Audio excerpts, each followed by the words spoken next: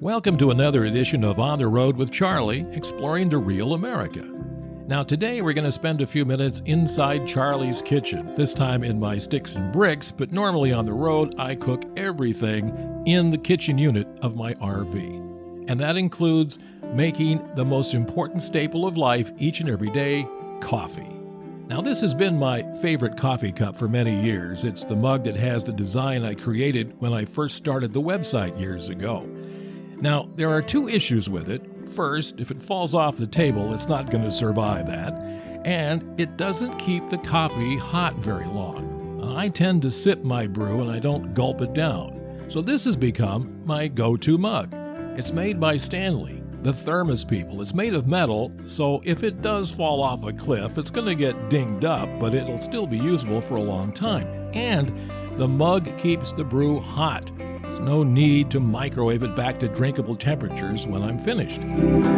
I bought this as part of the pour-over set purchased through REI.com. I'm not an affiliate of theirs or of Stanley.com for that matter, where you can purchase it as well. So I'm not getting paid to talk about it. But after several months of usage, I would recommend it to anybody, especially if you're camping or if you travel in an RV and you want something rugged that's not going to break. You can buy the mug separately, but I chose to get the set. Now it comes with the mug, a lid for it, and the pour-over canister that includes a removable filter unit. So let's go ahead and demonstrate how you use it.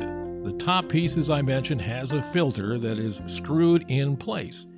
And for cleaning, you pull it out that way, and when it's all cleaned up, you screw it back in just like that. Now, you pour the grounds in the top part, the canister. And for me, that means 3 level, or pretty close to it, teaspoons of coffee grounds. This is my favorite blend.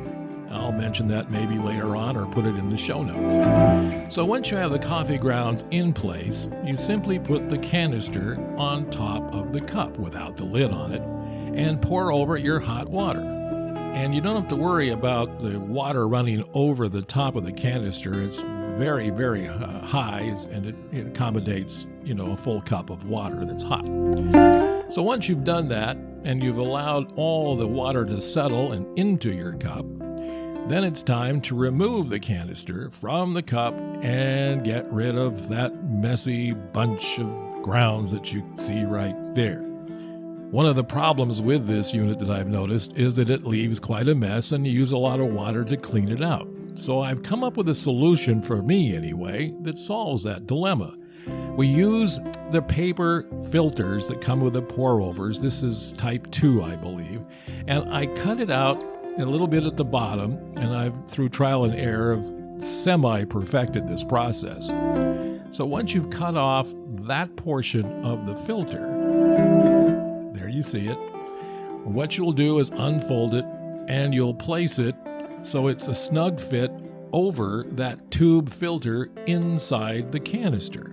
And it does take a little bit, like I say, trial of error to get the size right so all the grounds don't, go through the filter underneath it once you've placed it inside the canister.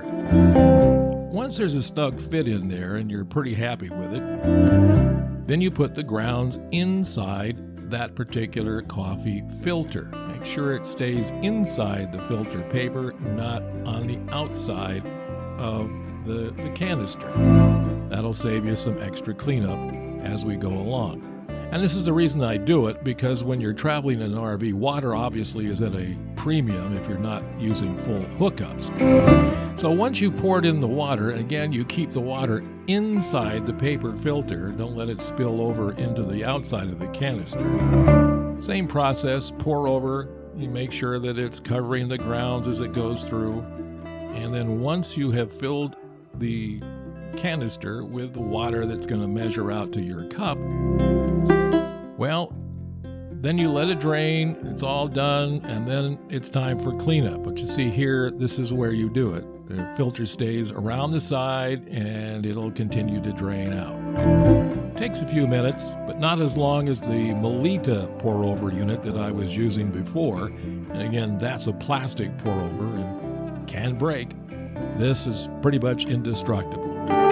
So after that's all done, basically you can either pull it out by hand, as I'm doing here, making sure that you just snugly or take the paper filter over the unit and put it either in the trash, or as in this case I've just done on a plate.